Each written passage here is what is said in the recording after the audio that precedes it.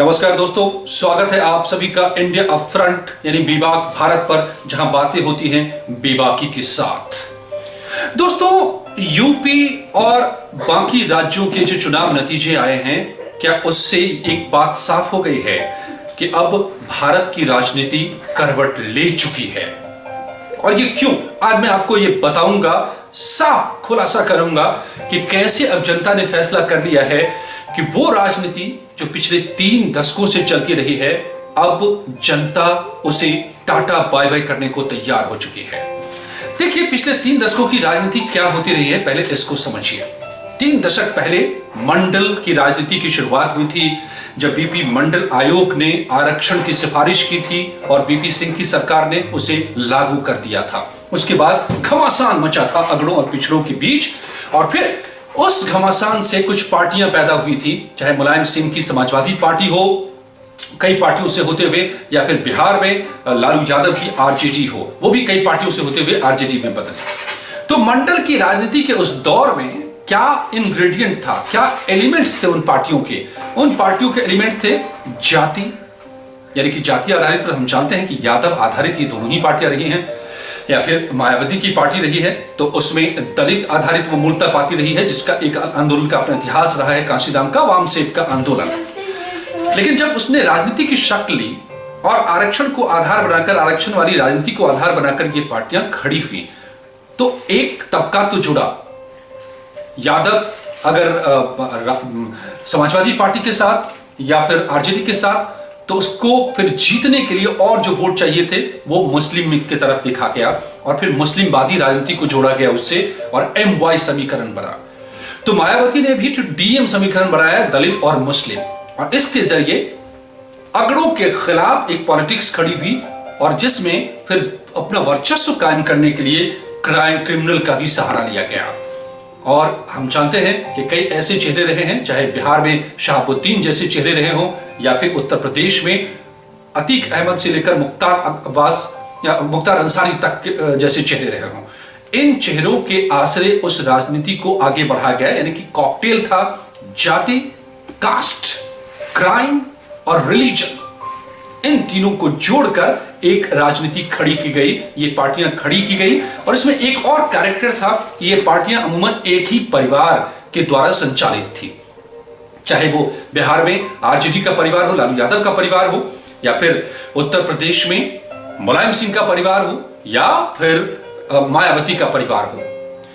लेकिन इस सब के बीच में बीजेपी का जब उदय होता है, बीजेपी इसी मंडल की काट को कमंडल के तौर पर लेकर सामने आई। कमंडल यानी हिंदूवादी, जिसमें धर्म का तड़का हो, वो राजनीति लेकर सामने आई, और मुद्दा उठा रामलला का, जहां पर बाबरी मस्जिद और राम मंदिर का विवाद खड़ा था पहले से, बहुत पहले से उसको मुद्दा बनाया बीजेपी ने, और उसके लिए रथ यात्रा भी निकाली गई। आपको याद होगा आडवाणी जी, और यही मोदी साहब उसके सारथी भी हुआ करते थे उस रथ के।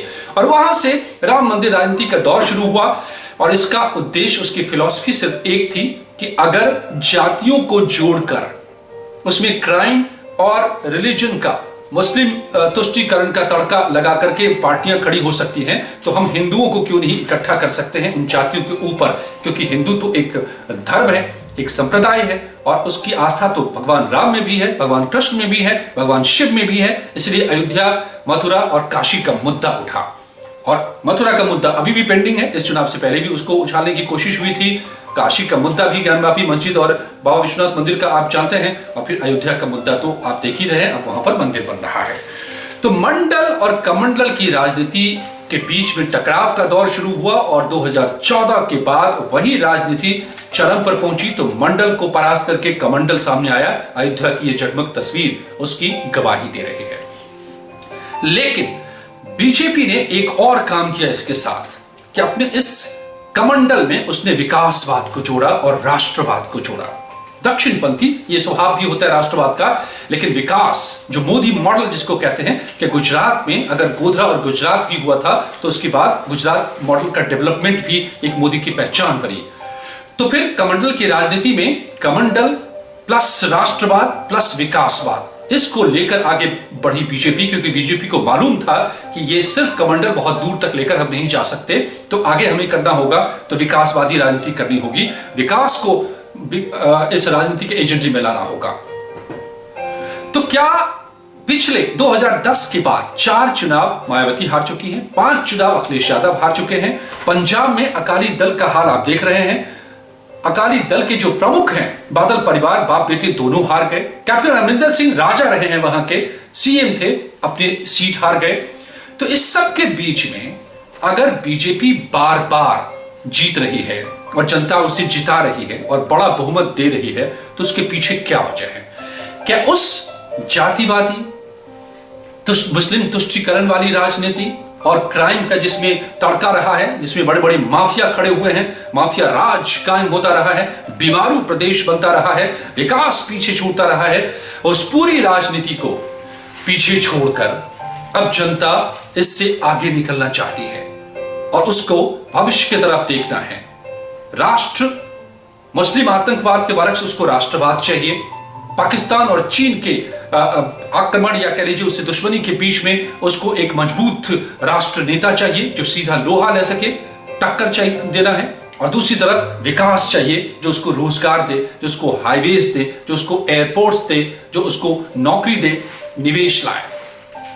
तो इस चुनाव के नतीजे में जो हाल समाजवादी पार्टी का हुआ है, जो हाल बीएसपी का हुआ है, जो हाल अकाली दल का हुआ है, जो हाल कैप्टन अमरिंदर सिंह का हुआ है, जो हाल हरीश रावत का हुआ है, गांधी परिवार की अगुवाई वाली कांग्रेस पार्टी का हुआ है, क्या ये साफ संदेश है कि अब वो तमाम राजनीति के दौर गए और अब उस राजनीति का दौर है जो विकासवाद की बात करेगा, जिससे जनता को सीधा फायदा होगा, चाहे वो फायदा मोदी दे रहे हों, योगी दे रहे हों या फिर अरविंद केजरीवाल दे रहे हों। इससे कोई फर्क नहीं पड़ता है।